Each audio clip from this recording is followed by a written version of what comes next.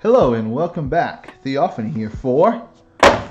Oh, yeah. That's terrible. We're going to be opening up some Planeswalker decks.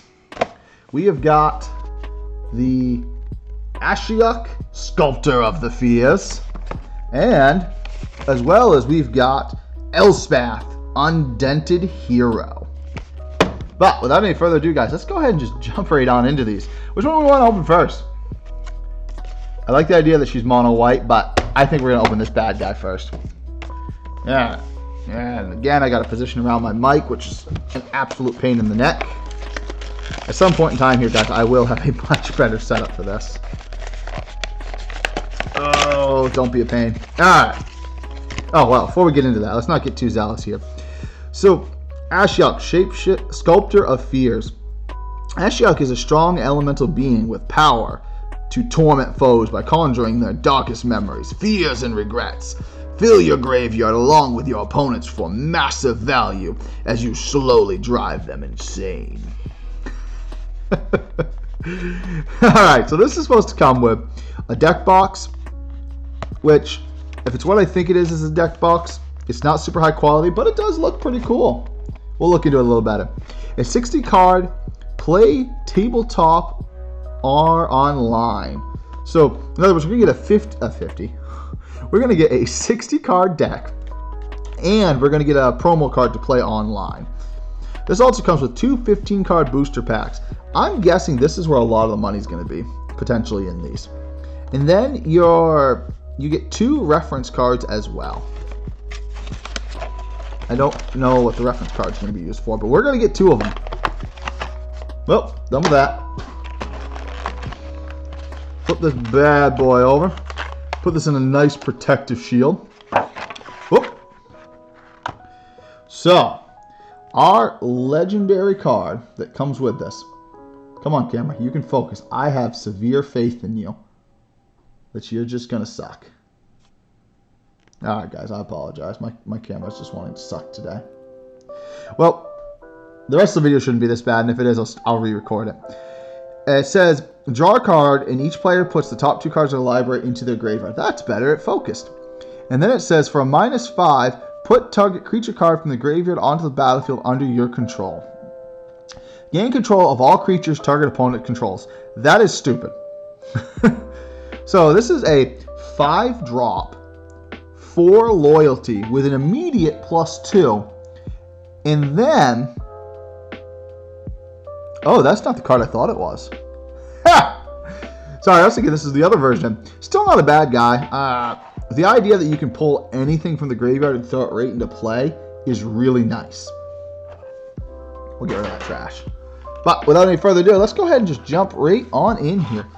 This is pretty stinking heavy. It must have all the booster packs and everything in it. But that's a pretty cool picture.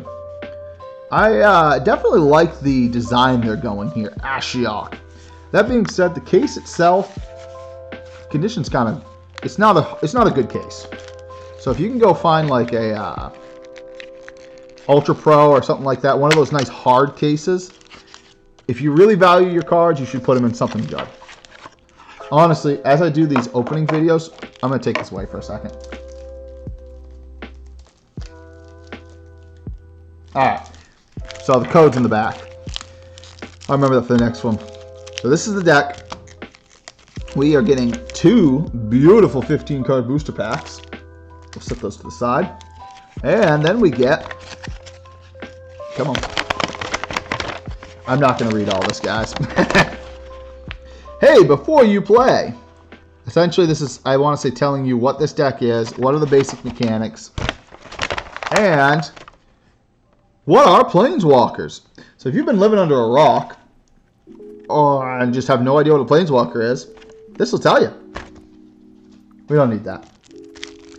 Let's go ahead and open see, promo card. I'm going to be honest with you guys, I'm probably just going to punch the numbers in on the other side as soon as I get them. Down the road, once we do more pack openings, like if I do another one of these, specifically, like another one of the same deck, I'll give out the pack, the code. But for this one specifically, I'm going to do this. And without any further ado, let's go ahead and jump right on in. So we have the Gravebreaker. As you guys know, I'm terrible at reading names. It is an enchantment creature, snake, whatever that is. I want to say llama, but I don't think that's the word. It is a 4/4 with lifelink for 5 mana. And whenever it enters the battlefield, you search your library for a card. Put that card in the graveyard, then shuffle your library. Spells you cast in your graveyard cost 1 less. He is all about the escape mechanic. The Ashiok's Forerunner. Absolutely trash in Commander, because you're probably putting your Ashiok as your commander. But the idea of her is that she is a 5-drop 3/3. Ooh, that's disgusting. But it has flash, and when she comes into the battlefield, you may search your library and or graveyard. I didn't see that. For a card named this guy. And put that into your hand. If you do, search your library. If you search your library this way, shuffle it. Every dream is a doorway. The idea that he just doesn't stay dead, I think, is a big theme in this deck. The Elite Instructor, not a great card, but it's good filler. That's kind of weird. Are they all that? Whatever. So you've got the Chosen of Death, really nice card. It's kind of looks like a weird version of him. I don't know. Maybe I just only used to seeing the hollows. Whenever he's dealt damage, target player puts that many cards on the top of their library into the graveyard. This seems to be a pretty decently built deck for a store-bought, because it's all about taking your cards and putting them into the graveyard. Or your cards and your opponent's cards, and then using your Ashiok. So it's got a really good focus here. Whenever one or more cards put in your graveyard from your library, this card gets +1/+1 until end of turn. You can't be blocked this turn. I never realized how good this card could be. I'm wondering why. Like, it just seems like all the images are super dark, and it's not just on my camera, it's the cards themselves. I haven't seen this guy before. Swimmer of the Nightmares. He doesn't have a face, just like Ashiok.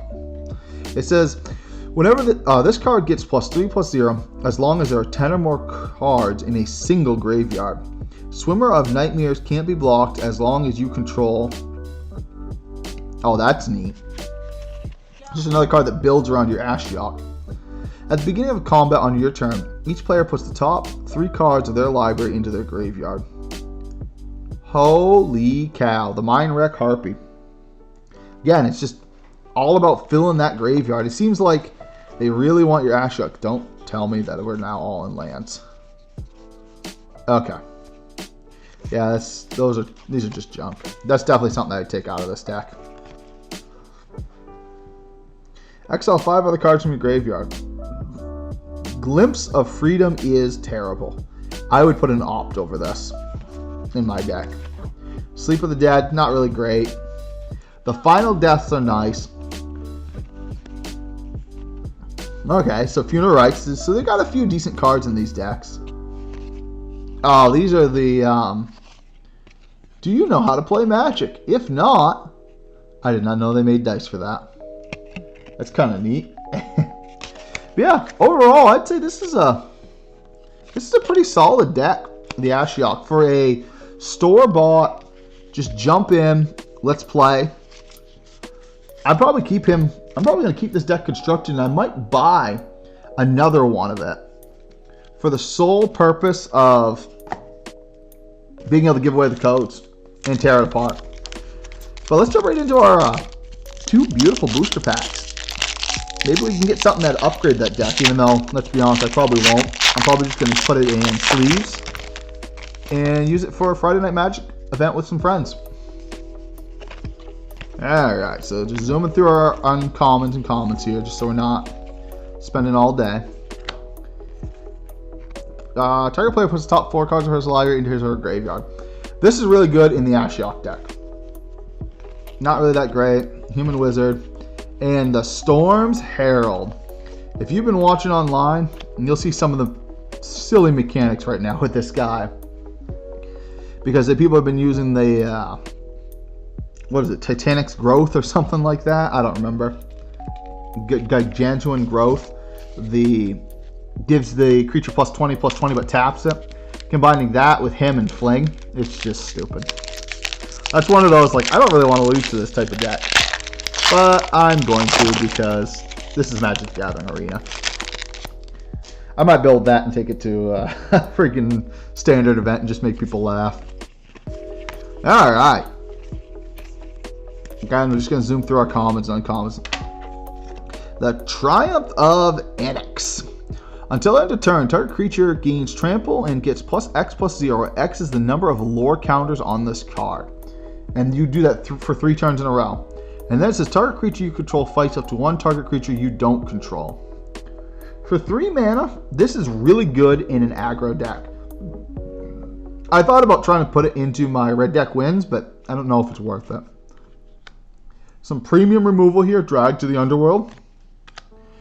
Heliod's Punishment is not a good card. It is a 2-drop, and so if you can win within 3 turns, this card is really good, but other than that, I don't like that card. Oh, baby. Beasts of the Sea God. In Limited, this was one of those, you play it and you win. In Constructed, not so much. Get a Beautiful Forest and a Centaur token. Didn't we have a second pack? Oh, wait, this is the second pack. So yeah, it's not a bad opening for that deck. Definitely wouldn't complain. I want to say I'm $12 deep into that deck, and I'd find it hard not to make most of that back, if not all of it. Not to mention, you are getting a pile of nice cards from it. So, without any further ado, let's go ahead. We'll get rid of our... Sorry, guys. I know you don't want to see my arm. We'll get rid of some of our trash. And we'll just jump right on into it. A mono white commander deck. Before we get into this, let's look at the back of this. Elspeth, the Undented Hero. Elspeth is a renowned warrior of surpassing skill and unshakable willpower, who has defeated everything from gods to death itself. I like that. Hence why it's probably called Theros Beyond Death. Build up a battalion of devoted soldiers and lead them fiercely.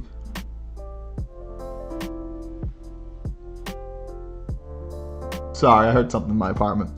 To a glorious victory. Alright, without any further ado, let's just jump right on into it. So, here's our commander.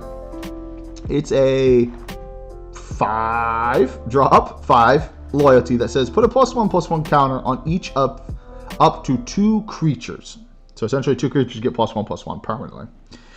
Search your library and graveyard for a card named Sunlit Hoplet and put it onto the battlefield. If you search your library this way, shuffle it. Until the end of your turn, creatures you control gain flying and gain this, where X is your devotion to white. Wow. Not a bad card. I'm not a huge fan of Elspeth, if you want my honest opinion. So, for the deck itself, not super happy with the case. But, that's my preference. I definitely prefer Ashiok. And again, guys, these are some really cheap cases, so I would really avoid using these as your main board cases. We get our beautiful booster packs. And our code. So there's quite a bit of value here already. The fact that you're technically getting a duplicate copy of both decks is pretty nice. Because now you got a play-ready deck on Arena. I might actually give my play-ready deck to a friend. Wow, one of the codes. Let him pick. Because I think I want to play the Ashiok. I might let him play the white one. But again, I'll let him decide. And again, we're going to do this. Just take that off the board. And we're going to flip her on over. So we could search our deck for Sunlit Harpress. I don't know, we'll find it. So, we already know what this guy does if you watch any of my past videos. He is a... Camera focus. Thank you, camera. He is a 3/3 for 3 mana with Vigilance. And whenever he attacks, target creature you control gets untapped and becomes a 4/4 with Indestructible until end of turn. Pretty nice card. It is it. Nope. Enters the battlefield. You may search your... Okay, it's the same thing as the other one. You search your library for Elspeth. Archon of the Fallen Stars. You may return target enchantment card from your graveyard to the battlefield. That's pretty nice. Yeah, because then you're going to use like Daxus, Blessed of the Sun. I was under the impression that Daxus, the sun god, and Elspeth hated each other. I don't know. Maybe I'm wrong. Then you get your Daybreak Chimera for some good evasion. This deck seems to be really heavy around flying. Lena of the Pride. Elon of Inspiration. At the beginning of combat, on your turn, target creature you control gets a buff. 3-drop, 2/2. Yeah, it's not bad. I mean, his buff mechanic's pretty good because you can give it on something that has evasion, like flying, and your opponent can't really deal with it. That's the card you can search for. As long as your turn, this card has first strike. And he gets +1/+0 as long as you control the Planeswalker. So he becomes a 3/1 with first strike, and you can search your library for him. Oh, and Graveyard. That's pretty neat. Yeah, you definitely got to run 4 copies of him in this deck. If not, you're kind of silly. Yeah, we're going to go into lands. So, oddly enough, we don't get any special lands in this deck. Get us 3 Dreadful Apathies, Indomitable Wills, which is really good. They're flash enchantments. Chimera's Blessings, Phalene's Tactics to go wide. I'm kind of surprised that they didn't have a couple other token generators for this deck. I think that's definitely the best thing this deck could use right now is some token generation. I think that's definitely where it's lacking. But without any further ado, let's go ahead and open our... by open, I mean we're going to try to open our booster packs here. My favorite common of the set. And absolutely junk land. Grim Physician. Not a terrible card, not a great card. Good. Evasion. Alright, so you get another Chosen from Death. Not a bad card. Ooh! Ooh. There's some money. I actually wanted this for my Commander's deck. My Commander deck. I'm working on building an Urza.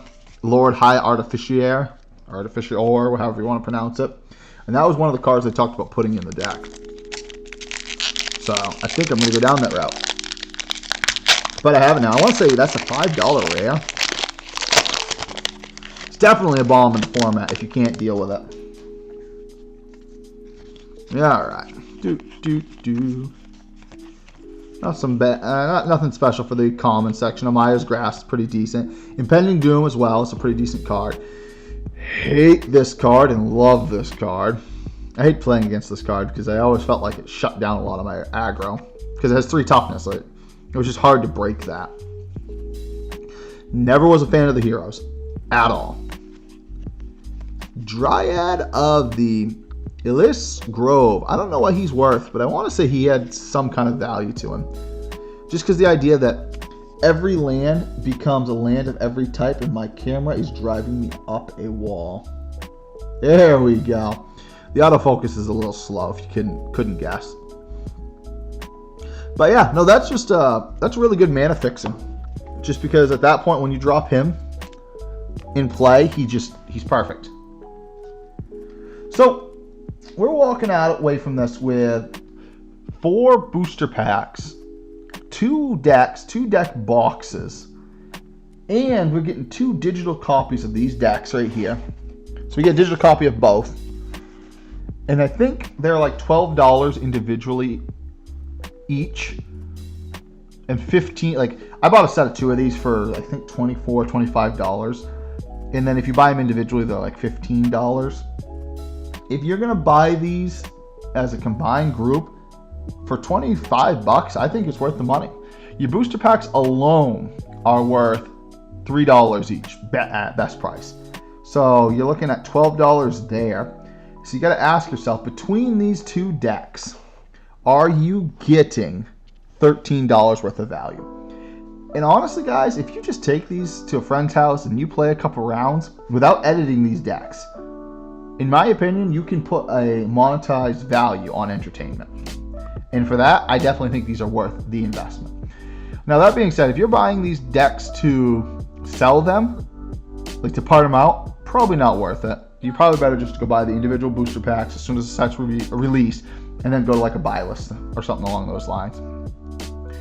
But without any further ado, guys, I had a great time. If you enjoyed this, please throw a like, subscribe, and turn on the notification bell. There's going to be plenty more when this comes out.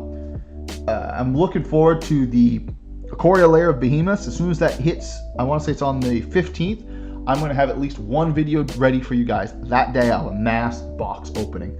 But without any further ado, guys, this is Theophany signing off.